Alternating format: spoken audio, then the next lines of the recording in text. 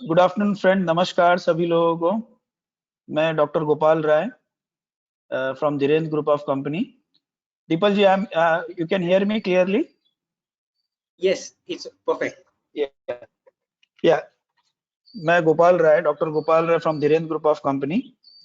आज ये 29th webinar है टाटा टिस्कॉन की तरफ से, और ये हिंदी में दूसरा वेबिनार है। ठीक है, तो मैं almost more than 300-400 people are there. मैं सभी लोगों का बहुत तहे दिल से धन्यवाद कहूंगा कि ये जो हिंदी में जो सीरीज जो टाटा टिस्कॉन ने स्टार्ट की है, ये अपने आप में एक देश की मातृभाषा के लिए एक जोरदार एक मतलब हम इंजीनियरिंग आगे सोच सकते हैं कि हिंदी में होगी शायद, ताकि ज्यादा से ज्यादा इंजीनियर बने, ज्यादा से ज्यादा लोग समझें। अंग्रेजी और हिंदी एक भाषा है, लेकिन हिंदी में हमें अधिकतर चीजें समझ में आ जाती हैं। तो इसी कोशिश पे ये सेमिनार रखा गया है, और मैं कोशिश करूंगा कि मैक्सिमम शब्द जो मैं यूज करूं वो हिंदी में ही होंगे। आज के जो सब्जेक्ट है वो है संरचनात्मक पुनर्नवास शून्य से अनंत तक। पहले तो मैं इसी का मीनिंग बता दूं। रिहैबिलिटेशन को, स्ट्रक्चरल रिहैबिलिटेशन को संरचनात्मक और पुनर्निवास मतलब रिहैबिलिटेशन कहते हैं। यही अपने आप में एक बहुत बड़ा सब्जेक्ट है जो हम लोग ने पूरे सिविल इंजीनियरिंग में नहीं सुना होगा। और सबसे पहले देश को समर्पित भारत। और जो सब्जेक्ट जो मेरा है आज, ये बेसिकली मैं 3 प्रोजेक्ट ऐसे शेयर कर रहा हूँ। 3 प्रोजेक्ट, ठीक है, जिसमें सभी सभी टाइप के रिहैबिलिटेशन यूज किए जाते हैं। सभी तरह के पुनर्निवास के जो टेक्निक्स हैं वो यूज किए जा रहे हैं, और सभी हम लोग उसको डिस्कस करेंगे तीनों प्रोजेक्ट के साथ। तो आप सभी को जो प्रोजेक्ट्स मैं शेयर करूंगा, ये सारे प्रोजेक्ट्स हमने इंडिया में 10 साल पहले, अभी रिसेंटली या 5 साल पहले किए हुए हैं। मैं बिलोंग करता हूँ Dhirendra group of company. I am a CEO. मैं कंपनी का चीफ एग्जीक्यूटिव ऑफिसर हूँ, और हमारी चेयरमैन डॉक्टर रचना राय, मैं उनको धन्यवाद कहूंगा। और बेसिकली जो धीरेन्द्र ग्रुप ऑफ कंपनी जो है, ये हम एक पूरी तरह से जिम्मेदारी से हम लोग रिहैबिलिटेशन का काम लेते हैं, पुनर्निवास का काम लेते हैं। और इसमें हम लोग मटेरियल से लेके उसका इवैल्यूएशन, मतलब उसको चेक करना, उसको दुरुस्त किया गया एनडीटी जो हम लोग नॉन डिस्ट्रक्टिव टेस्ट कहते हैं, मतलब बिना बिना किसी चीज को तोड़े और बिना किसी को डैमेज किए हम चीजों को चेक करते हैं। अल्ट्रासाउंड है, रिबाउंड हैमर टेस्ट है, कोर टेस्ट है, कैपो टेस्ट है, और तरीके के और कुछ हेल्थ मॉनिटरिंग सिस्टम है। मतलब जैसे आप अपना ब्लड प्रेशर चेक करते हैं, जैसे आप अपना ईसीजी से अपना चेक करते हैं, हेल्थ चेक करते हैं कि आपके ब्लड प्रेशर और शरीर के सारे नर्व्स जो हैं, ये नर्व्स जो हैं वो दुरुस्त हैं कि नहीं, वो हम किसमें, यहाँ पर हम डीजीसी में, डीजीसी इंजीनियरिंग में हम करते हैं। देन हमारी जो चेयरमैन है वो एक फिजियोथेरेपी हैं, फिजियोथेरेपिस्ट हैं। सो उनकी क्लिनिक है पवई में, 2 क्लिनिकें हैं, पवई और अंधेरी में। तो हम लोग ना कि एज अ कंपनी हम लोग स्ट्रक्चर का रिहैबिलिटेशन तो करते ही करते हैं, पवई और अंधेरी में हम ह्यूमन का मतलब इंसानों का भी हम रिहैबिलिटेशन करते हैं। तो ये साइड कंपनी के लिए। आज जो मैं चीजें प्रेजेंट करने वाला हूँ उसमें मैं 4 केस स्टडीज ले रहा हूँ मेजर, और ये 1 घंटे का वेबिनार है। और मैं देख रहा हूँ कि लोगों की संख्या बढ़ते ही जा रही है।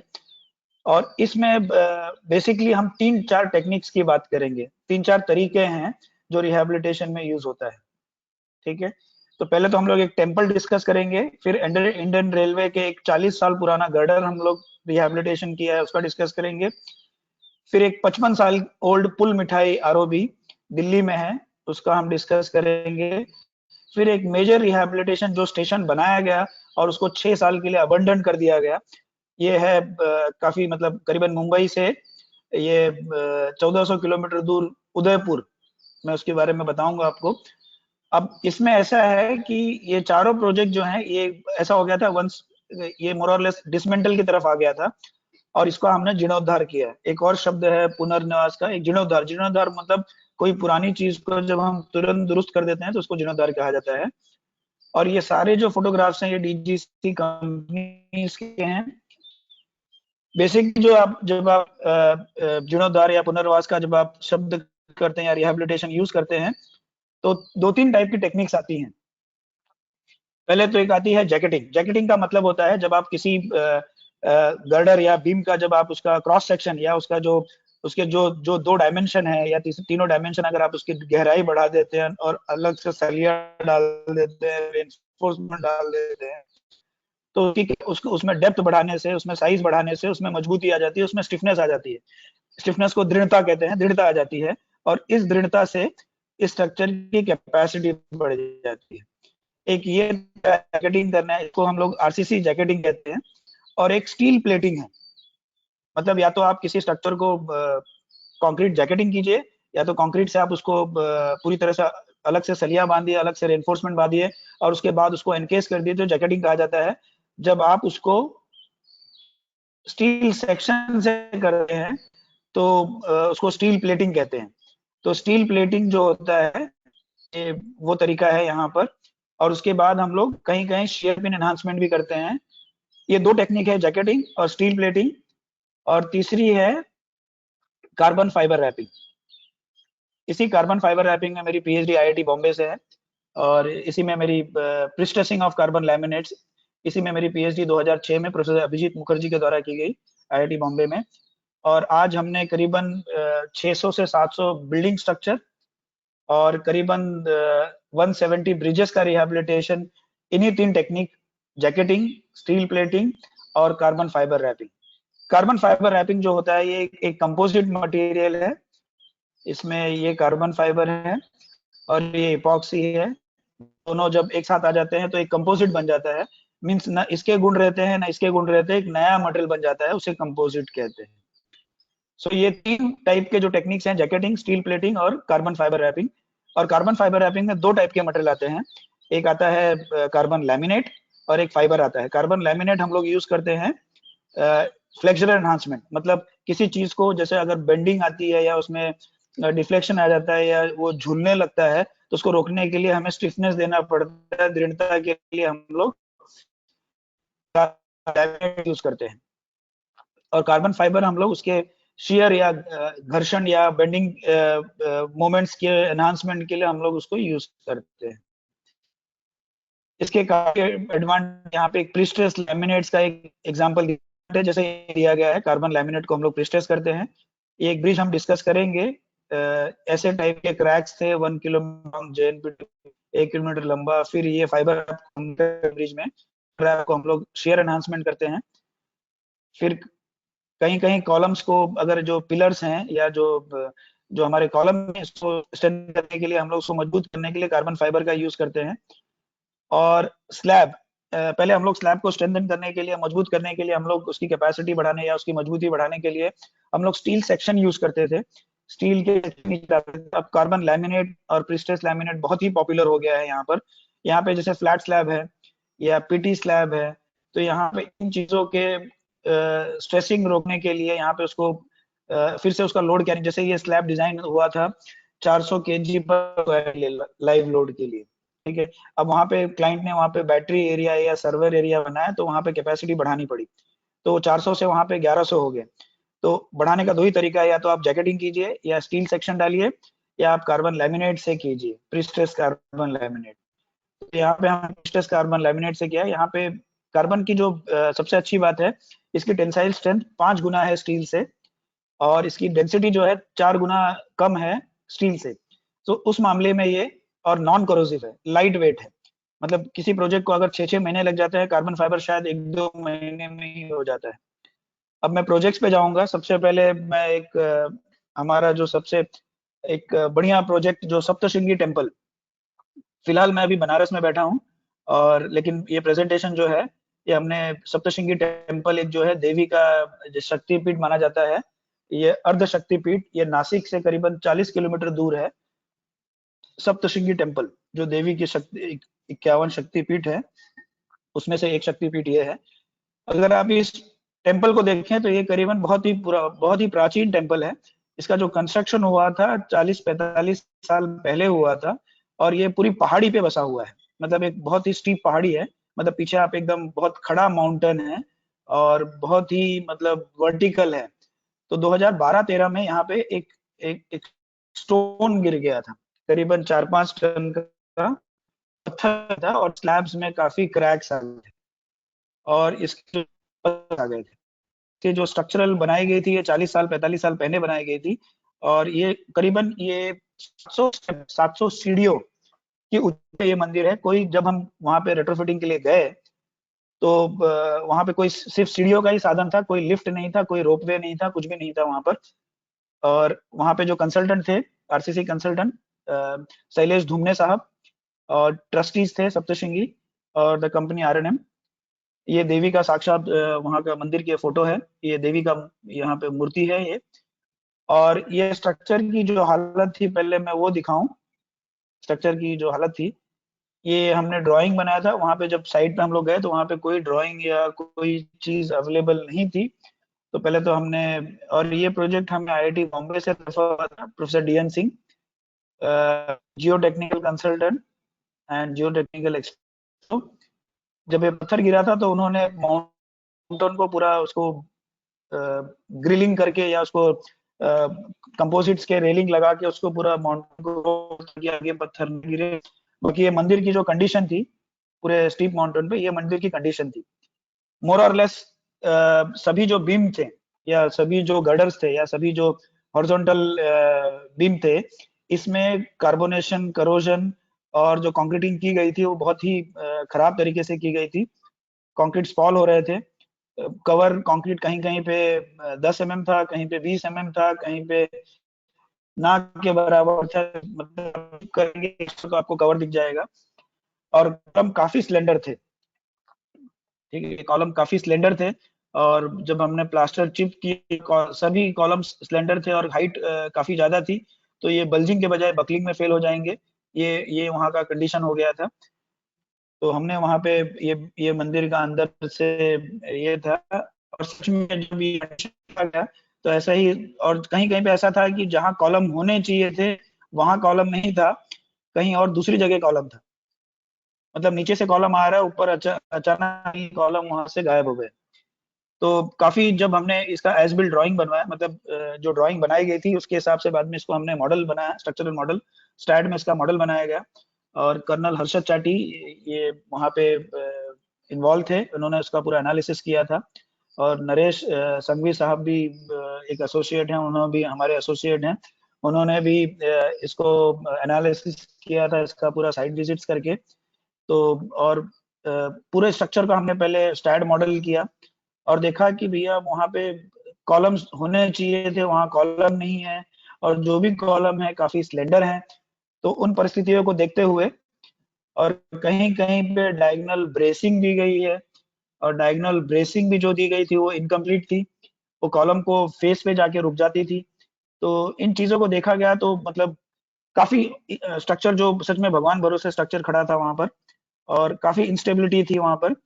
और जितने भी बीम्स थे सब में कार्बोनेशन, करोजन, क्रैक्स थे, आप देख सकते हैं यहाँ पर काफी कुछ क्रैक्स था वहां पर। ये मंदिर की ऊंचाई 500 सीढ़ियां थी। इनफैक्ट जब हम लोग रिहैबिलिटेशन करते हैं तब लेबर वहां पे मतलब जाना उतरना और मटेरियल ले जाना सबसे बड़ा चैलेंज था। स्टील लेके जाना, कंक्रीट, माइक्रो कंक्रीट लेके जाना, और मतलब ये अपने आप में एक चैलेंजिंग प्रोजेक्ट था कि सुबह जाओ तो शाम तक नीचे उतरो। फिर मंगलवार और बुधवार को देवी के टेम्पल में काफी भीड़ होती थी। ये रिहैबिलिटेशन या पुनर्निवास के समय हमने कभी भी मंदिर को बंद नहीं रखा था। ये मंदिर पूरे समय चालू था। इनफैक्ट जब नवरात्र आती थी, दोनों नवरात्र, चैत्र और आषाढ़ की जो नवरात्र आती थी, या जो एक नवंबर में, एक अक्टूबर में एक नवरात्र आती है, और एक अप्रैल में आती है, दोनों 9 दिन यहाँ पे मंदिर पे हमें काम बंद रखना पड़ता था, क्योंकि करीबन हजारों लोग उस दर्शन करने आते थे, और उनके लिए अलग से रास्ता बना के रखना, स्ट्रक्चर को पूरी तरह से टेम्पोररी सपोर्ट, मतलब ताकि कोई कोलैप्स या कोई ये ना हो, इसके लिए पूरी तरह से टेम्पोररी स्ट्रक्चर बना के रखना, ये अपने आप में एक चैलेंज था। और 10 से 15 हजार लोग से उनकी करीबन पूरी तरह से जो जीविका या उनका डिपेंडेंसी था, ये मंदिर एक अपने आप में एक दिव्य एक टूरिज्म बन चुका था, और वहां पे लोग रहते थे। लेकिन मंदिर की जो स्ट्रक्चरल पार्ट थी वो काफी डैमेज कंडीशन में थी। तो हमने उसका जो, और जो हमने जब जैकेटिंग किया, करना चालू किया, एक्सकवेशन करना चालू किया यहाँ पर, तो हेडिंग वहां तो इतने कंजेस्टेड, मतलब स्पेस कहीं कहीं पे तो मतलब आप प्रॉप नहीं लगा सकते, शटरिंग नहीं लगा सकते, काफी कंजेस्टेड वर्किंग स्पेस था। और सच में भगवान ही सोल्यूशन। जब हम लोग एक्सकवेशन करना चालू किए, अगर एक्सकवेशन, तो हमें सबसे बड़ा एक अद्भुत वहां पे एक चीज देखने मिला कि ये सब कॉलम सिर्फ ना पहाड़ पे रख दिए गए थे। पहाड़ पे रखने का लॉजिक ये था कि मतलब सिर्फ वो रॉक बोल्टिंग नियम से, जब आप कोई रॉक बोल्टिंग कोई कोई स्ट्रक्चर आप किसी पहाड़ पे बनाते हो तो आपको वहां पे रॉक बोल्टिंग करनी होती है। तो वहां पे रॉक बोल्टिंग करने के ऐसे दिया गया था। मगर इस पहाड़ पे कभी लट जाए, ये इस में लेटरल मूवमेंट आती, या कभी भूकंप आता, या कभी अर्थक्वेक आता, तो ये स्ट्रक्चर अनस्टेबल होता। तो हमने पूरी स्ट्रक्चर को नीचे तक एक्सकेवेशन किया, फाउंडेशन तक गए, और फिर वहां पे उसको बोल्टिंग करके फिर जैकेटिंग, जो कंक्रीट जैकेटिंग और जितने भी लूज कंक्रीट थे उसको चिप किया गया, और जो सलिया जो करोडेड था उसको रेनफोर्समेंट ट्रीटमेंट दिया गया, रस्ट रिमूवर लगाया गया, पहले क्लीन किया गया। इसमें अगर मैं जैकेटिंग के बारे में अगर आपसे कहूं मैं, तो जैकेट इंपॉर्टेंट है कंक्रीट निकालना। जब आप ढीली कंक्रीट को निकाल देते हो और उसके बाद उसमें जो करोजन हुआ रेनफोर्समेंट होता है, उसको पॉलिश पेपर से घिसा जाता है, रफ पेपर से, उसका जो करोजन की लेयर है वो निकाली जाती है। फिर उस प्राइमर कोट लगाया जाता है, फिर उसके बाद रस्ट रिमूवर कोट लगाया जाता है। ये आपको जो पीला कलर का दिख रहा है, ये रस्ट रिमूवर कोट है, ठीक है। तो इन तरीके से इसको अलग अलग कोटिंग की जाती है, और उसके बाद इस कंक्रीट के ऊपर बॉन्ड कोट लगाई जाती है। बॉन्ड कोट लगा के फिर शटरिंग लगाई जाती है। इनफैक्ट नए शेयर आ जाता है ताकि इसका बॉन्डिंग काफी हो और लोड ट्रांसफर मैकेनिज्म हो। तो वो चीज को ध्यान रखना होता है। जैसे ये जैकेटिंग की गई यहाँ पे, स्ट्रक्चरल जैकेटिंग, ये शेयर कंक्रीट, और उसके बाद हमने माइक्रो कंक्रीट पूरा उसको कास्ट कर दिया। ये हमने फाउंडेशन से हमने चालू किया था, और उसको स्ट्रक्चर को, और कहीं कहीं देखा गया तो फाउंडेशन ही नहीं था। जब फाउंडेशन नहीं था तो हमें राफ्ट डालना पड़ा, क्योंकि फिर से आइसोलेटेड फाउंडेशन करना मुश्किल था। तो वहां राफ्ट डाल के हमने, राफ्ट मीन्स एक स्टील की पूरी एनफोर्समेंट की जाली, स्टील की पूरी, उसको करते हुए हमने राफ्ट डाल के पूरे स्ट्रक्चर को रिहेबिलिटेशन किया था। जैकेटिंग आप देख रहे हैं कि एग्जिस्टिंग कंक्रीट जो था उसके चारों बाजू फिर से नया रेनफोर्समेंट डाल रहे हैं, और पूरे स्ट्रक्चर को हम क्या कर रहे हैं, फिर से उसका सेक्शन बढ़ा, मतलब उसका जो माप है, उसकी जो डिमेंशन है, उसकी जो तीनों डायमेंशन, उसको हम लोग साइज बढ़ा रहे हैं, क्रॉस सेक्शन बढ़ा रहे हैं। आपको जैकेटिंग के बाद, माइक्रो कंक्रीट के बाद ये प्रॉपर शटरिंग लगाई गई थी। हमने प्लाई की नहीं, हमने स्टील की पूरी शटरिंग ही बनवाई थी, और शटरिंग लगा के उसको पोर किया गया ताकि इसकी क्रॉस सेक्शन बढ़ाया जाए, ताकि इसकी लोड कैरिंग कैपेसिटी बढ़े। ये दूसरा। और उसके बाद ये हमने ये करीबन जैकेटिंग की गई। अब जब हम वहां पे काम कर रहे थे, तो अगर जो भी जानते हैं, देवी के मंदिर में कभी भी एक भैरवनाथ जी का भी मूर्ति होता है, और काफी मान्यता होती है कि देवी जी के दर्शन के बाद भैरवनाथ जी का दर्शन किया जाता है। जब हम ये काम कर रहे थे तो वहां के ट्रस्टियों ने सबने कहा, गोपाल जी एक्चुअली जो ये मंदिर में भैरवनाथ जी के ठीक सामने एक पिलर है, और जो भैरवनाथ जी का व्यू, या उनका जो जो उनका उनको उनको दर्शन करने में ये काफी अड़चन करता है। अगर आप ये कॉलम निकाल दे तो एक अच्छा एक एनवायरमेंट, या अच्छा वहाँ पे एक दिखने में अच्छा लगेगा, और लोगों को दर्शन करने के लिए कोई तकलीफ नहीं होगी। तो हमने क्या किया, नीचे से हमने फाउंडेशन लिया 2 कॉलम, और उसके बाद हमने ये आर्च बना दिया।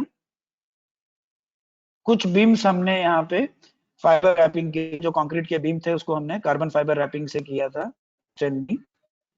कॉलम तो हमने सारे जैकेटिंग किए थे, लेकिन फाइबर रैपिंग हमने सिर्फ हमने बीम्स और जंक्शंस पे किए थे, जंक्शन फाइबर रैपिंग किए थे। और ये कार्बन एंकर्स लगाए थे हमने यहाँ पर, और अगेन स्टील जैकेटिंग के लिए, कंक्रीट जैकेटिंग के लिए शेयर रेनफोर्समेंट, और रेनफोर्समेंट को थ्रू एंड थ्रू ऊपर तक लेके गए थे हम लोग, मतलब दूसरे स्लैब तक लेके गए थे, ताकि पूरा जंक्शन डिटेलिंग हो। और जंक्शन हम लोग कार्बन फाइबर रैपिंग से हमने जंक्शन किया था, क्योंकि जब आप जैकेटिंग करते हैं, एक्चुअली ये मैंने काफी इंडिया में काफी प्रोजेक्ट जो चलते हैं उसमें मैंने अक्सर देखा हुआ है कि लोग जैकेटिंग जब करते हैं तो लोग सिर्फ रेनफोर्समेंट के बारे में सोचते हैं, एक्शियल लोड के बारे में सोचते हैं, लेकिन कोई इसके लेटरल लोड और इसके बारे में नहीं सोचता है। तो यूजुअली जब आप जैकेटिंग करते हैं तो लेटरल के लिए आपको नियम से वहां पे आपको करीबन कार्बन फाइबर रैपिंग आपको जंक्शन पे करना चाहिए ताकि वो लेटरल मूवमेंट के लिए कंफाइनमेंट हो। ये कार्बन फाइबर रैपिंग हमने किया है ये जंक्शंस पे। यहाँ पे कॉलम में जैकेटिंग की गई थी और जंक्शंस पे क्या की गई थी, fibre wrapping, carbon fibre wrap किया गया था। और ये देखिए हमने दो कॉलम्स इरेक्ट किए और उसके बाद ये बीच के कॉलम को तोड़कर यहाँ पे एक आर्च बना दिया और इसको आर्च के ऊपर, ये बीम के ऊपर लोड ट्रांसफर किया यहाँ पे, ताकि उससे लोड, आर्च से लोड कॉलम पे जाए और एक लोड ट्रांसफर मैकेनिज्म डेवलप की वहां पर। और इस तरीके से ये कॉलम को वहां से निकाल दिया गया।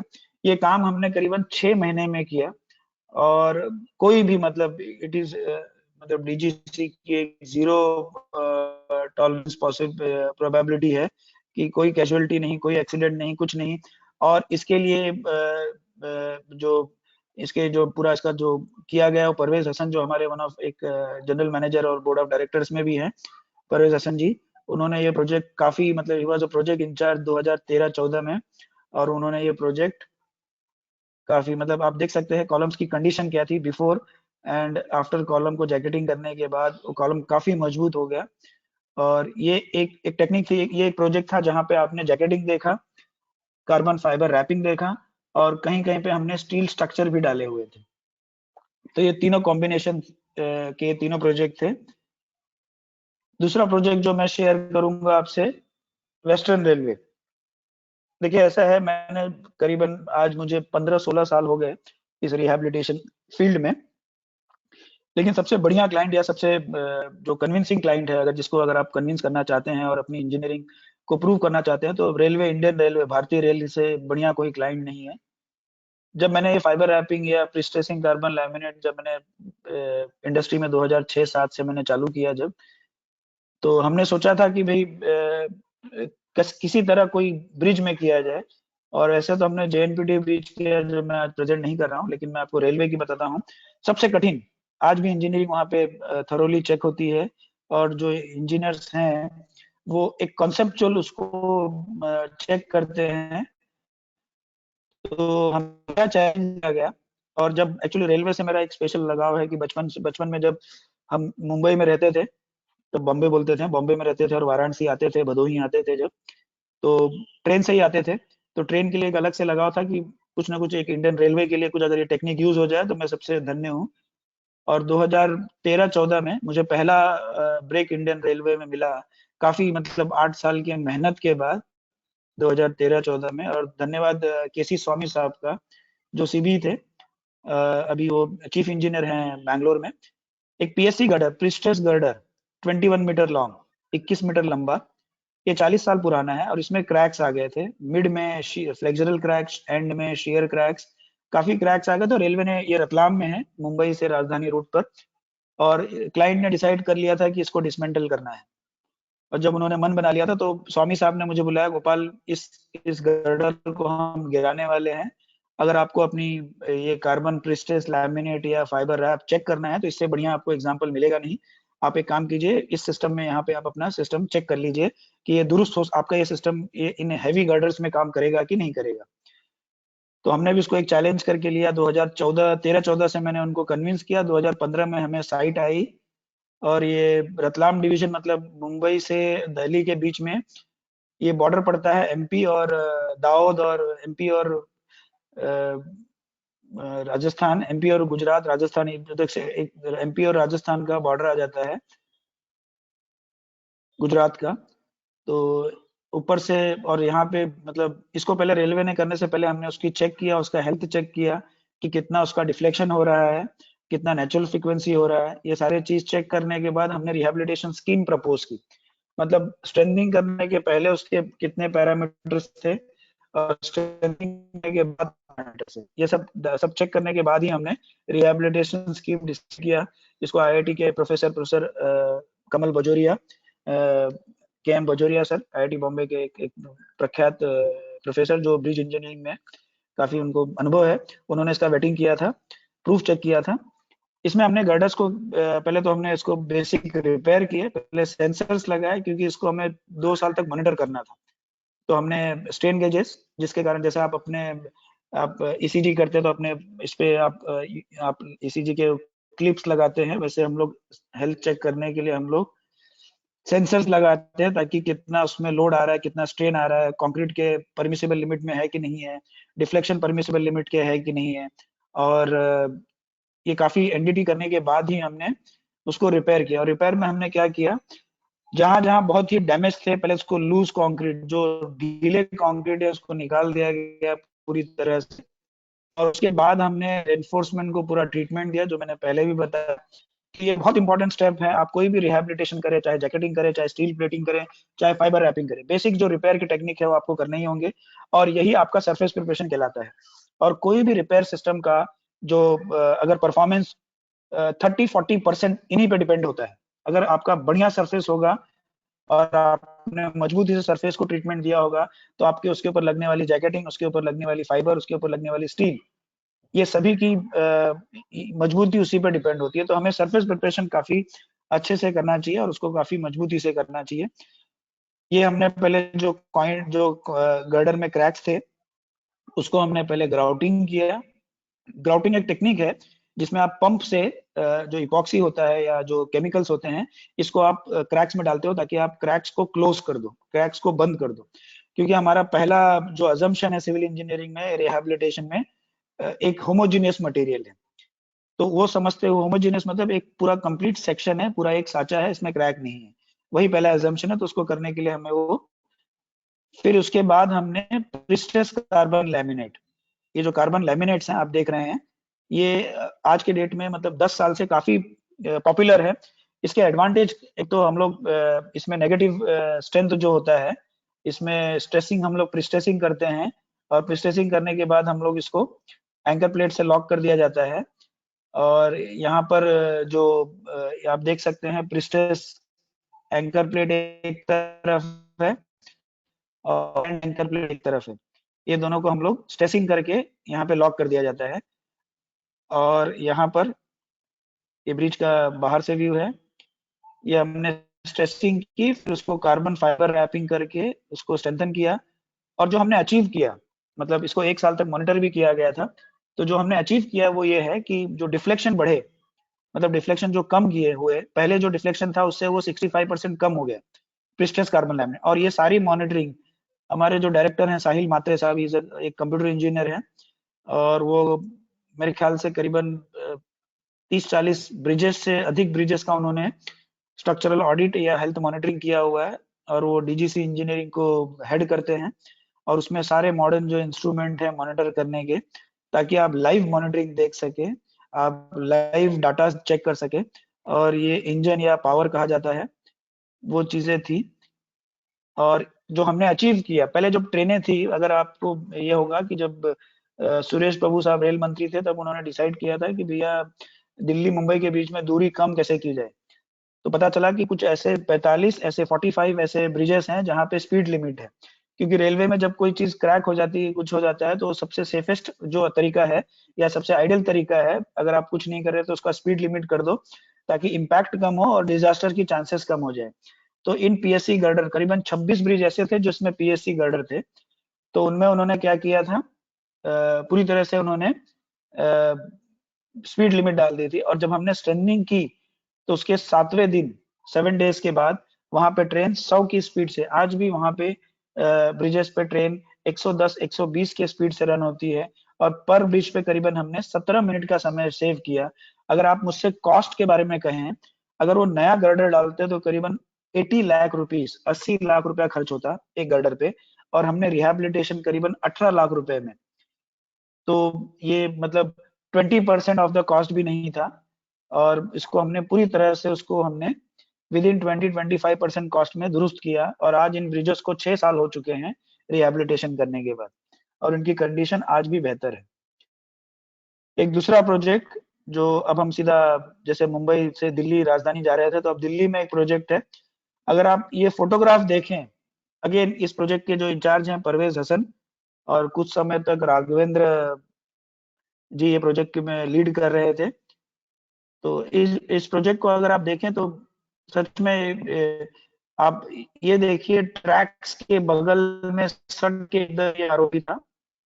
ओके, ऐसे कम से कम 5 से 6 ट्रैक थे, काफी कंजेस्टेड, और जो न्यूसेंस थी वो अलग, स्लम अलग, मतलब, और लोग यहाँ पे सुबह सुबह आना घूमना, सामान चोरी हो जाना, सब कुछ काफी तकलीफ थी ये एरिया में। ये पुल मिठाई दिल्ली का एक काफी कंजेस्टेड, मतलब दिल्ली, न्यू दिल्ली स्टेशन जब जाओगे आप, या सराय रोहिल्ला स्टेशन जाओगे, तो बीच में न्यू दिल्ली स्टेशन आता है, बीच में ये पुल मिठाई आता है, और ये 55-60 साल पुराना है। ये नॉर्थन रेलवे के अंडर में आता है। अगर आप देखें तो काफी ट्रैक के ठीक बगल में ही हमें एक एक घंटे का ब्लॉक मिलता था, और एक एक घंटे के ब्लॉक में हमें, और करीबन 120 पियर थे, सारे पियर एकदम, मैं आपको फोटो दिखाऊंगा तो आपको भी अंदाजा आ जाएगा।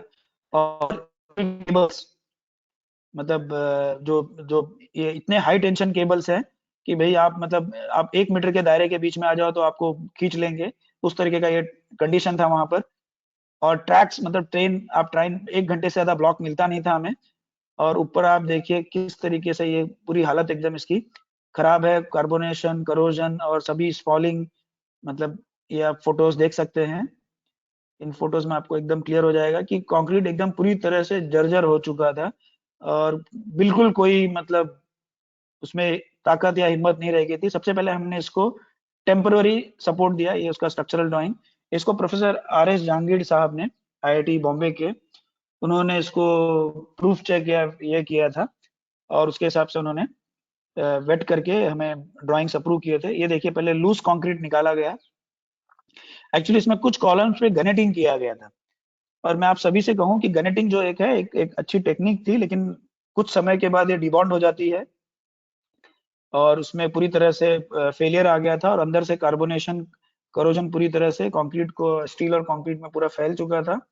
ये देखिए कंक्रीट की स्पॉलिंग बहुत जबरदस्त, मतलब जब हम उसको चिप करते थे तो पूरा चंक नीचे गिर जाता था। तो हमने ये वहां पे केमिकल्स यूज किए। ये देखिए, ये फोटोग्राफ अपने आप में बताएंगे कि किस तरीके का ये सिस्टम था। पहले इसको प्रॉपिंग करके, नहीं तो ये कभी गलती से यही गिर जाएगा। इस प्रोजेक्ट में नीचे ट्रैक चल रही है, रेलवे लाइन जा रही है, और ये काफी, मतलब एक मैं कहूँ बहुत ही कठिन प्रोजेक्ट अपने आप में, मतलब, और करीबन 8 ट्रैक जा रही है बगल से, तो इसको जैकेटिंग पूरा किया गया। आप देख सकते हैं शेयर पिन, और हमने पूरी तरह से इसको जैकेटिंग करके, फिर माइक्रो कंक्रीट करके इसको पूरा स्ट्रक्चर को बिल्ड किया। माइक्रो, और हम लोग इसको पोर्शन बाय पोर्शन करते थे, क्योंकि एक साथ पूरा चिप कर देंगे, कहीं कॉलम में बल्ज ना आ जाए, इसके लिए हम लोग उसको सीक्वेंशियल करते थे। और पूरी सेफ्टी के साथ में माइक्रो कंक्रीट वहीं पे साइड पे मिक्स करके, क्योंकि क्वांटिटी काफी थी, तो वहीं मिक्स करके, और स्टील की शटरिंग, क्योंकि वुडन शटरिंग बल्ज हो जाती थी, और काफी सेफ्टी के साथ में, ये आप देखिए अपने आप में एक फोटोग्राफ है। इस बुरी परिस्थिति में लोकेशन एकदम कंजेस्टेड, जाने का रास्ता जो आप देखेंगे तो भैया एकदम टफ। मैं सच में जो परवेज हसन, राघवेंद्र और बंटी और धीरज यादव, जो टीम थी पूरी, मैं फोटोग्राफ भी दिखाऊंगा अंत में। ये देखिए, ये कंडीशन काफी खराब थी वहां पे, और जो स्ट्रक्चर का कोलैप्स मैकेनिज्म, मतलब अगर प्रॉप न लगाते, ये हमने स्टील के सेक्शंस लगा के रखे थे ताकि स्ट्रक्चर गिरे ना, और ना गिरे इसके लिए हमने वो प्रिकॉशंस लिए थे। फिर जैकेटिंग करने के बाद हमने उसको कार्बन फाइबर रैपिंग से उसका कन्फाइनमेंट करके, और ये बीम्स में हमने कार्बन लैमिनेट्स लगाए। ये पूरा सीक्वेंस था। ये सीक्वेंस अगर आप फाइबर रैपिंग का कहें, जैकेटिंग के बाद ग्राइंडिंग किया गया। इसके कॉर्नर्स को, बहुत इंपॉर्टेंट होता है फाइबर रैपिंग में कॉर्नर्स को राउंड करना, राउंड करने के बाद प्राइमर लगाया गया, और ये सभी RNM रसायना के मटेरियल्स है इन हाउस, और पुट्टी लगाई गई जहां जहां अंडुलेशंस थे। फिर उसके बाद फाइबर रैप किया गया। ये देखिए, जो गर्डर्स थे उसको प्रिस्टस लैमिनेट किया गया, यहाँ पे आप देख सकते हैं। उसको एडिशनल फ्लेक्सुरल एनहांसमेंट के लिए कार्बन लैमिनेट किया गया, फिर फाइबर रैप से कन्फाइन किया गया।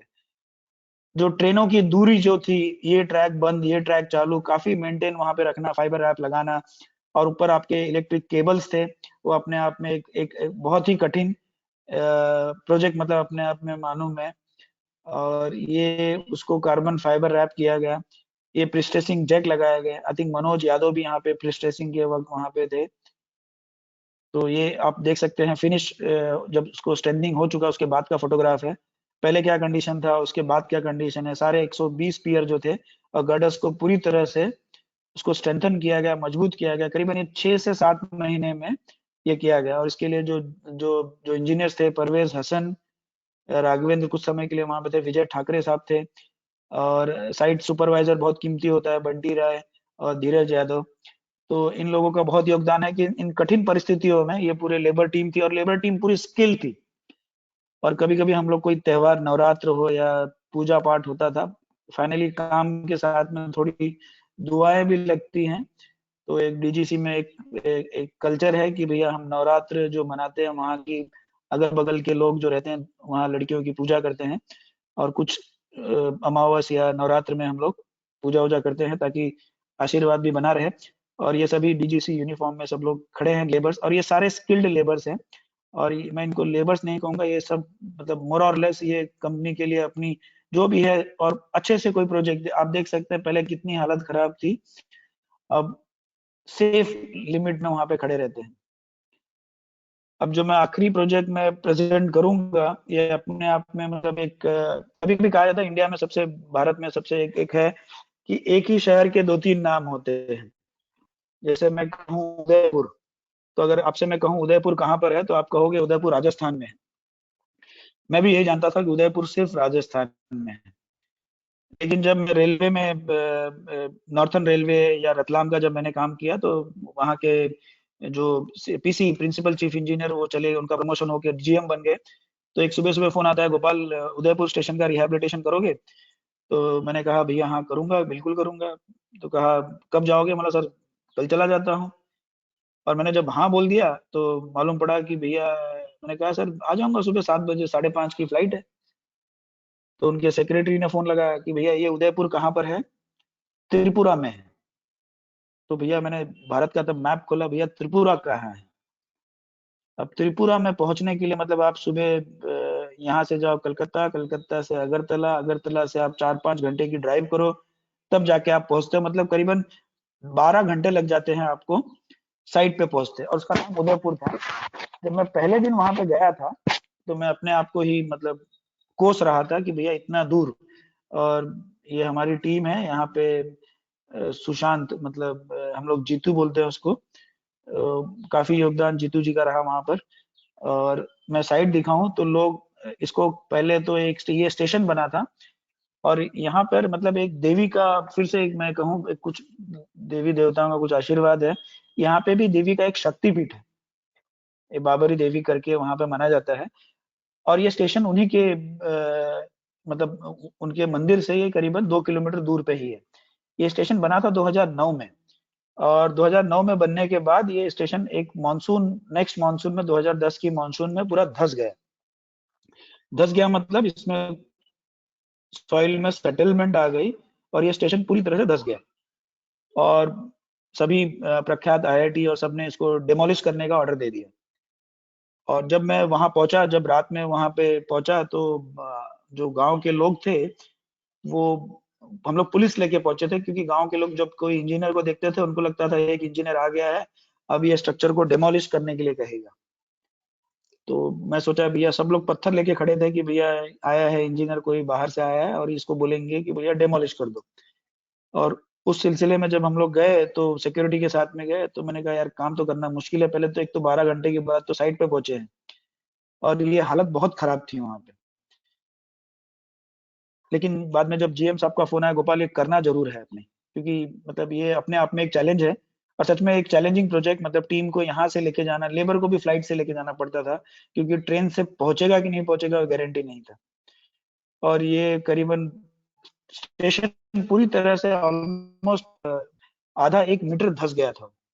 मतलब करीबन 400-500 mm, या आप 1000 mm कहें आप, धंस गया था नीचे। और उसको, Deepal ji I am audible? Yes, perfect, perfect. Okay. So यहाँ पे जब हम लोग गए उदयपुर में, तो मैंने कहा आपसे कि वहाँ पे लोगों ने मेरा पत्थर से स्वागत किया, और कि उनको लगा कि ये भी एक इंजीनियर आया है, और ये भी कहेगा कि भैया स्टेशन यहाँ से हटा दो, और स्टेशन को, और नियम अनुसार यहाँ पे स्टेशन वापस नहीं बनता, 30 किलोमीटर दूर बनता। तो ये पहले मंदिर से 2 किलोमीटर दूर स्टेशन था, अब ये 30 किलोमीटर, तो वहाँ के गांव के लोगों को बहुत दुख था कि भैया हमारे बगल में स्टेशन बनेगा। और सच में इंडियन रेलवे की कीमत मैंने वहां जाके पहचानी कि रेलगाड़ी होती क्या है। ठीक है, मैं आपको अंत के यहाँ देखिए, पूरा सेटलमेंट के बाद ये सारे बीम्स में, सारे कनेक्टिंग प्लिंथ बीम में, सब में क्रैक्स आ गए थे। हमने किया क्या, अब ऐसा चैलेंज था कि करना ही था, तो हमने एक स्टेशन के अंदर स्टेशन प्लान किया, क्योंकि आप लैंड एक्विजिशन कर नहीं सकते, दूसरी जमीन पे जा नहीं सकते, और एक्स्ट्रा लैंड आप मांग नहीं सकते। तो आप ये देखिए, यहाँ पे कॉलम बीम है, बीच में हमने फिर से पाइल कास्ट की, यहाँ पे माइक्रो पाइलिंग की। इसका डेप्थ हमने एग्जिस्टिंग जो थी वो हमने, ये 15 मीटर थी, हमने 22 मीटर नीचे गए, पाइलिंग की, एक अलग से कॉलम बनाया। और उसके बाद ये जो रिपेयर किए, सारे जो गर्डर्स थे उसको कंक्रीट, माइक्रो कंक्रीट और स्ट्रक्चर से पूरा रिपेयर किया गया। और ये देखिए आप, पूरे जो बरीड सॉइल थे निकाल दिया गया, सारे स्ट्रक्चर को रिपेयर किया गया। ये आप देख सकते हैं कि पाइलिंग के बाद नया कॉलम कास्ट किया गया। इस कॉलम को, मतलब हमने जो एग्जिस्टिंग स्ट्रक्चर था, जो एग्जिस्टिंग फ्रेम बनाया गया था, हमने दो टाइप के लोड कंसीडर किए थे। इसमें दो टाइप में हमने कंसीडर किया कि जो नया स्ट्रक्चर, हम स्ट्रक्चर के अंदर स्ट्रक्चर बनाया हमने, तो नए स्ट्रक्चर से हम 70% लोड लेंगे, और एग्जिस्टिंग स्ट्रक्चर से हम 30% लोड लेंगे। और उसके लिए हमने, और इसके जो कंसल्टेंट थे अमनदीप गर्ग साहब, अमनदीप गर्ग साहब दिल्ली के एक बहुत ही नामचीन कंसल्टेंट है, आरसीसी कंसल्टेंट। और उन्होंने भी पूरा, मतलब इस उदयपुर स्टेशन में मेरा काफी सहयोग किया। और इसका भी हमने प्रूफ चेकिंग आईआईटी बॉम्बे से प्रोफेसर जहांगीर साहब से कराया था। और इसको हमने माइक्रो पाइलिंग करके इसको, स्टेशन को बिल्ड किया पूरी तरह से, इसको पूरा जैकेटिंग किया गया स्ट्रक्चर्स को, जहां जहां क्रैक थे वहां पे ग्राउटिंग की गई। आप देख सकते हैं ग्राइंडिंग, जो बीम में जो शॉर्ट कमिंग थी, जो मतलब यहाँ पे राउंडिंग करके उसको बाद में फाइबर रैपिंग किया गया, स्ट्रेन किया गया। ये जो नए पाइल डाले गए स्टेशन के अंदर, उसको ऊपर लिया गया, फिर उसके ऊपर एक राफ्ट कास्ट की गई। ये देखिए आप, ये कॉलम्स आ गए ऊपर, उसके बाद एक राफ्ट कास्ट की गई, ताकि हम पूरे स्ट्रक्चर पे लोड ट्रांसफर यूनिफॉर्म होना चाहिए। ये पॉइंट लोड ना जाए, एक पूरी तरह से एक लोड पैक, नए नए नए बीम कास्ट किए गए, नए प्लिंथ बीम कास्ट किए गए, नए लेटरल बीम कास्ट किए गए, पूरी तरह से, मतलब आप समझ सकते हैं कि स्ट्रक्चर के अंदर स्ट्रक्चर हमने बनाया। और उसके बाद एक्चुअली वहां पे रेलवे का एक कंसर्न था कि गोपाल, आगे जाके ये सेटल तो नहीं होगा। तो हमने क्लाइंट से कहा कि भैया अगर आपका इतना ही अप्रिहेंशन है, वैसे तो हमने स्ट्रक्चर को काफी स्टीफ बना दिया है, तो आप चारों बाजू से शीट पाइलिंग कर दीजिए। शीट पाइलिंग जो होता है वो, मतलब किसी भी स्ट्रक्चर को अगर दलदल या कभी खाई टाइप मैकेनिज्म होता है, तो आप चारों बाजू से आप पाइलिंग कर दीजिए, ताकि इधर की सॉइल उधर न जाए, उधर की सॉइल इधर ना आए। तो आपका पूरा स्टेशन एक आइलैंड बन जाता है, और नथिंग विल गो ऑफ। तो ये शीट पाइलिंग चारों तरफ करवा दी गई थी। ये रिपेयर के सारे वहां पे, मतलब ये पहली बार वहां पे कोई, और मैं एससी कंस्ट्रक्शन जो हमारे लीड पार्टनर थे, मतलब प्रोजेक्ट उन्होंने लिया था और हमें ट्रांसफर किया गया था, और चौधरी साहब, और प्रियांक चौधरी साहब, और दोनों मतलब इन्होंने हमें सपोर्ट किया वहाँ पे। बेसिक लोकल वही थे, उन्होंने ही प्रोजेक्ट लिया था और हमें पास ऑन किया था। ये पूरा हमने उसको शेयर स्ट्रेंथनिंग, नोजल ग्राउटिंग, फिर ये देखिए बीम की डेप्थ बढ़ा दी गई। ठीक है, तो काफी स्ट्रेंथनिंग के काफी मैकेनिज्म थे वहां पर, और फाइबर रैपिंग की गई। ये आप देख सकते हैं जैकेटिंग।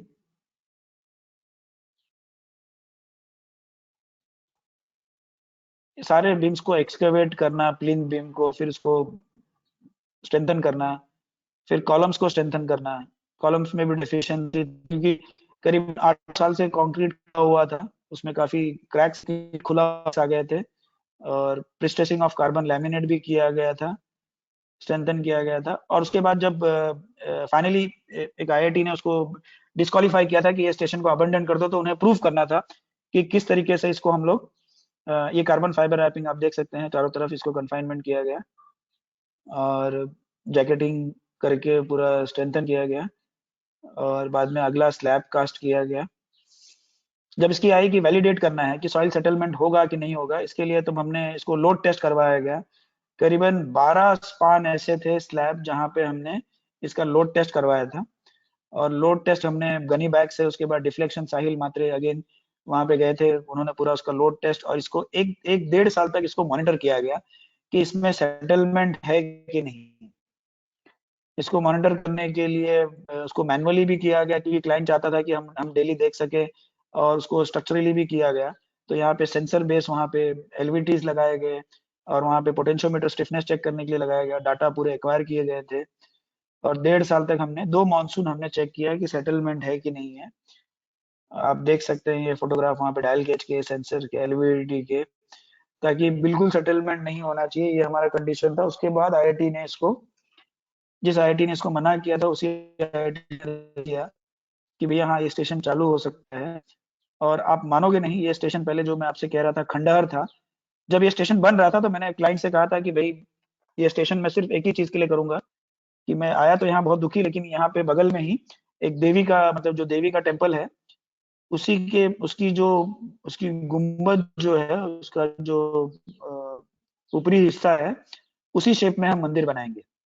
और अमनदीप साहब ने इसका डिजाइन किया था, ताकि हम चाहते हैं कि ये स्टेशन को सब लोग खंडहर कह रहे थे, और आज ये त्रिपुरा में सबसे बढ़िया, मतलब एक लुक में और एस्थेटिक में अगर बोला जाए, आर्किटेक्ट में, ये बहुत सुंदर, इसका हमने पूरी तरह से कंसल्टेंसी ले लिया था कि भाई जब करेंगे तो लोगों को खंडहर से एक बढ़िया बना के देंगे।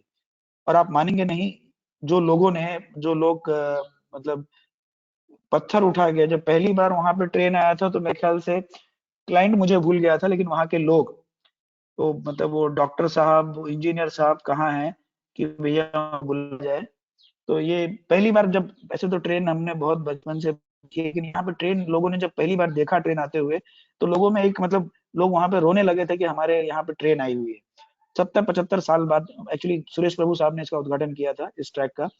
और सभी करीबन वहां पे करीबन 15-20 हजार लोग ट्रेन देखने आए थे वहां पे। और उस स्टेशन का मतलब, पहले जो अगरतला से उदयपुर आने के लिए जो 4-5 घंटे लगते थे, रोड रास्ता भी सेफ भी नहीं था, आज वो 45 मिनट में हो जाता है। और अगर कॉस्ट में मैं कहूँ, तो इंडियन रेलवे अगर दूसरी जगह स्टेशन करता, तो करीबन उसके जो कॉस्ट था उससे वो करीबन 40% कॉस्ट सेविंग हुआ है। तो एग्जिस्टिंग स्ट्रक्चर की डेफिशिएंसी को पकड़ते हुए हमने उस स्ट्रक्चर्स को क्या किया, स्ट्रेंथन किया। और ये वहाँ के चीफ इंजीनियर और सिंह साहब, जो एग्जीक्यूटिव इंजीनियर, ये एससी कंस्ट्रक्शन, और ये यहाँ पे मैं हूँ, और ये पूरा टीम एफर्ट था, मतलब ये की बात थी।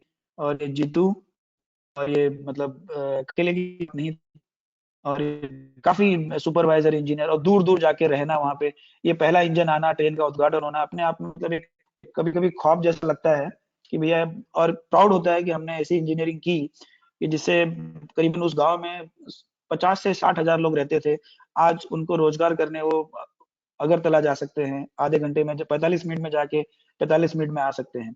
तो ये अपने आप में एक एडवेंचरस था। अब मैं कंक्लूड करने जाऊंगा क्योंकि समय होने वाला है।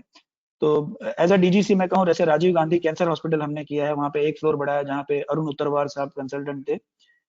और शिमला में गेटी थिएटर, ऐसे करीबन 400 से 500 बिल्डिंग स्ट्रक्चर, कमर्शियल बिल्डिंग हो, टेम्पल हो, इंस्टीट्यूट हो, हेरिटेज स्ट्रक्चर हो, ये सभी टाइप के हमने स्ट्रक्चर किया। और करीबन जब शुरुआत में 2005-6 से जब चालू किया गया, उसके 7-8 साल के बाद ये सारे रिकॉग्नाइजेशन, एक ये फिकी में इंडिया कैम में हमें पहला पुरस्कार दिया गया मिठी रिवर के लिए। और हमारे अब के प्रधानमंत्री जी मोदी साहब ने गुजरात में हमें मुंबई एयरपोर्ट पे रनवे ब्रिज का रिहेबिलिटेशन करने के लिए, वो अपने आप में एक चैलेंज है जिसके लिए हमें लंदन में भी अवार्ड मिला है। और वहां पर मतलब लोगों ने काफी अप्रिशिएट किया गया कि एक मिठी रिवर का मैंने प्रोजेक्ट खैर कवर नहीं किया है, उसमें एक रिहेबिलिटेशन जिसके लिए फॉरेन कंपनीज ने कोट किया था 60-70 करोड़ रुपए, और उसी टेक्निक को हमने इंडिया में करीबन 9 करोड़ में किया। सो ये अपने आप में, और आज भी 12 साल हो गए हैं, 14 साल हो गए हैं, वो ब्रिज, मिठी रिवर ब्रिज अभी भी अपने आप में इंटैक्ट है। और ये हमने जेएनपीटी ब्रिज और करीबन एनएचआई के आज की डेट में हमने करीबन विशाखापट्टनम से लेके राजमुंद्री से लेके ब्रह्मपुर से, वहां पे करीबन 100 से 150 ब्रिजेस का रिहेबिलिटेशन किया है एबीएल के साथ में, अशोका बिल्डकॉन। ये प्रिस्टेसिंग ऑफ कार्बन लैमिनेट जो हमारी पीएचडी थी, और उसके लिए हमें CIDC विश्वकर्मा में 2015 में अवार्ड दिया गया। ये सिंगापुर में हमने MRT के स्ट्रक्चरल डिजाइन और इवैल्यूएशन के लिए, रिहैबिलिटेशन के लिए हमें वहाँ सम्मानित किया गया सिंगापुर में।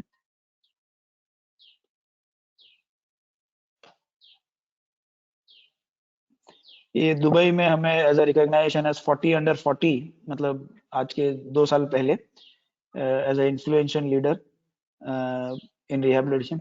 एक ये स्लाइड में बताना चाहता हूँ कि रिहैबिलिटेशन अपने आप में एक बहुत बड़ा सब्जेक्ट है। मैंने कोशिश तो की, मैंने एक हिंदी में, और मैं सच में दीपल जी को बहुत धन्यवाद कहूंगा कि भैया हिंदी में एक कोशिश तो की जाए। मतलब अगली बार चाहूंगा तो दृढ़ता, सरलता, डिफ्लेक्शन और सारे टर्म्स इतने फ्रीक्वेंट नहीं है, लेकिन कोशिश करूंगा कि इस सब्जेक्ट को एक हिंदी में भी किताब लिख जाए। लेकिन इस रिहैबिलिटेशन में एक एक चीज हमें याद रखना चाहिए कि इसकी डिजाइन होती है और इसका भी एनालिसिस होता है। मैंने देखा जब मैं 2005-6 में मैं जब इंडस्ट्री में आया तो लोग अपने एक्सपीरियंस, अपने अनुभव के हिसाब से इसको एनालिसिस करते थे, लेकिन ये बिल्कुल नहीं। इसका भी एनालिसिस हम रिपोर्ट करके, इसको हम लोग चेक करके फिर उसकी सिस्टम सेट करते हैं। तो ऐसा नहीं है कि इसकी कोई एनालिसिस नहीं होती है। और इंडिया में एक guideline, association of structure rehabilitation, आप अमेज़न में भी आपको इसकी गाइडलाइन मिलेगी। पहली गाइडलाइन जो रिहैबिलिटेशन को एक्सटेंडिव डिस्कस कर रही है, जिसमें FRP है, प्रिस्ट्रेसिंग है, जैकेटिंग है, ब्रिज, एक कॉम्प्रिहेंसिव गाइडलाइन। और ये हमारी DGC की टीम, ये नरेश जी हैं, ये कुलविंदर साहब हैं, ये कर्नल हर्षद चाटी, ये साहिल मात्रे और ये अमित यादव, ये मतलब काम करने के अलावा और ये सभी जो ओनर्स है, मतलब लेबर्स को मैं ओनर्स ही कहूँ भैया, ये मेहनत करते हैं, उसी कारण हम सक्सेसफुल होते हैं, और भगवान का धन्यवाद। और ये एक CW मैगजीन का उन्होंने इंटरव्यू में, ये एक मेमोरेबल फोटो है जब यही लोग उदयपुर स्टेशन के लिए, यही लोग हमें, जब हम पहले गए थे तो पत्थर लेके खड़े थे और यही लोगों ने इतनी जोर से तालियां बजाई थी कि भैया मुझे आज भी उसकी गूंज आती है कि भैया जब 20-22 हजार लोग ताली बजाते हैं तो क्या आवाज आती है। तो ये अपने आप में एक अच्छा मतलब अप्रिसिएशन था लोगों की तरफ से, और मैं धन्यवाद देता हूँ। Any questions? I think Deepal ji. Sir questions आए हैं, मैं ज्यादा टाइम नहीं है तो हम सब क्वेश्चंस नहीं ले सकेंगे, कुछ क्वेश्चंस ले सकते हैं। तो the first question is, in the carbon fibre में कौन सा एडेसिव आपने यूज किया है? कौन सा एडेसिव यूज किया है? हमने रेजिन हाँ। यूज किया है। और ये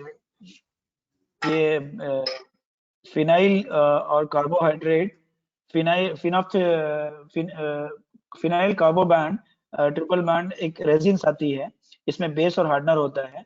इसको मिक्सिंग करने के बाद ये रेजिन बेस है, इसमें हमने ये मतलब पूरी तरह से ये एक रेजिन कहा जाए इसको, इपॉक्सी। Okay okay. दूसरा है, for beam main reinforcement strengthening, how is carbon wrapping developed into the columns? For beam main reinforcement strengthening, how is carbon wrapping developed into the columns? आपने क्या बीम कॉलम जंक्शन कहा कि beam, क्या कहा आपने? For beam main reinforcement strengthening of the main beam main reinforcement, how is carbon wrapping developed into the columns? अच्छा, actually जो main reinforcement जब आप कहते हैं तो हमें बीम में मेन रेनफोर्समेंट फ्लेक्सुरल एनहांसमेंट होता है, वहां पे हमें कार्बन लैमिनेट लगाने पड़ते हैं, और उसमें 2 ऑप्शन होते हैं, प्रिस्ट्रेसिंग और नॉन प्रिस्ट्रेसिंग। तो वहां पे मेन रेनफोर्समेंट का काम कार्बन लैमिनेट करता है, और शेयर एनहांसमेंट के लिए वहां पे हमें फाइबर रैपिंग करनी पड़ती है। Yes sir. As fiber wrapping done in tension region, then compression failure of beam. How to avoid brittle failure? As fiber wrapping done in tension region, then compression failure of beam. How to avoid brittle failure? Actually आपका सवाल एकदम सही है। लोगों का ऐसा assumption है कि फाइबर रैपिंग से जो फेलियर होता है वो ब्रिटल होता है। मैंने कुछ समय की तकलीफ थी या समय कम था, इसके लिए मैंने वो केस स्टडी नहीं दिखाई। इसमें ऐसा होता है कि फाइबर ब्रिटल मटेरियल जरूर है, लेकिन ये आपके एनर्जी एरिया अंडर का एनर्जी जो है रिटेन करता है, और फेलियर ब्रिटल नहीं होता है, नॉइज ब्रिटल होती है। ये सडन फेलियर में नहीं जाता है, आपको ये प्रॉपर इलोंगेशन देता है और उसके बाद फेल होता है। बस फेल होते वक्त इसकी आवाज बहुत लाउड आती है। वैसे तो कंक्रीट की भी आवाज लाउड आती है, लेकिन ये ब्रिटल मोड में फेल नहीं होता है। ये काफी आपको वार्निंग देने के बाद फेल होता है। फेलियर मतलब कंक्रीट क्रश होगा, इलोंगेशन होगा, डिबॉन्ड होगा, फिर जाके ये टूटेगा। मतलब पूरी तरह से जब तक कंक्रीट क्रश नहीं हो जाता तब तक फाइबर फेल नहीं होता। और फाइबर की जो स्ट्रेंथ होती है वो करीबन, अगर मैं डिजाइन स्ट्रेंथ भी पकड़ूं तो वो 4 गुना होती है। तो आपके फाइबर में कभी फेलियर नहीं आता, आपकी कंक्रीट क्रश हो जाती है। इसीलिए एफआरपी का जब डिजाइन होता है तो वो बॉन्ड स्ट्रेंथ के बेसिस पे की जाती है, स्ट्रेन लिमिट ऑफ कंक्रीट के बेसिस पे की जाती है, न कि टेंसाइल स्ट्रेंथ ऑफ फाइबर के बेस पे की जाती है। अच्छा, मिस्टर पालाडी राजेंद्र कुमार पूछ रहे हैं, building of 40 years, load bearing है walls and ground floor slab is partially fallen down, how to rectify this problem? देखिए, हमने एक दिल्ली में एक डीएमआरसी का एक प्रोजेक्ट था जहाँ पे लोड बेयरिंग स्ट्रक्चर G+2 था, और नीचे से वो मेट्रो का डक्टिंग, मतलब वो ये कर रहे थे, टीबीएम कर रहे थे, टनल बना रहे थे। तो वो लोड बेयरिंग स्ट्रक्चर में क्रैक आ गया था और काफी वॉल डिसमेंटल भी होने जा रहे थे। और जो ओनर था उसका काफी लगाव था, तो हमने उस स्ट्रक्चर को उनको डिसमेंटल करना नहीं था। इनफैक्ट बॉम्बे में भी हम कर रहे हैं टाटा प्रोजेक्ट्स में, लक्ष्मी सदन बिल्डिंग का।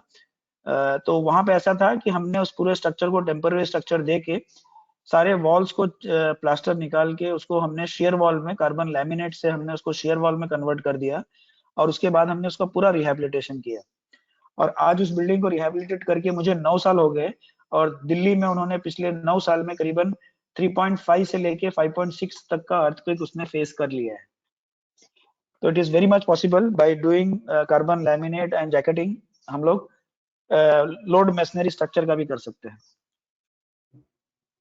अच्छा सर, टाइम अप हो गया है, तो मेरे ख्याल से हम रैप अप कर देते हैं। बिल्कुल सर। सभी लोग क्वेश्चंस हमको कर सकते हैं, हम तो उसका जवाब ईमेल से देंगे अभी, आगे के बिल्कुल क्वेश्चंस सर। का। बिल्कुल सर।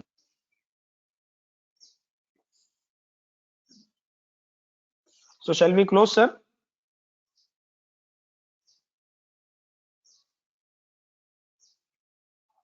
बहुत अच्छा लगा। Okay, thank you everyone, thank you. आप इतने सारे लोग हैं ऑडियंस में, धन्यवाद। और धन्यवाद। सभी का धन्यवाद। जय हिंद।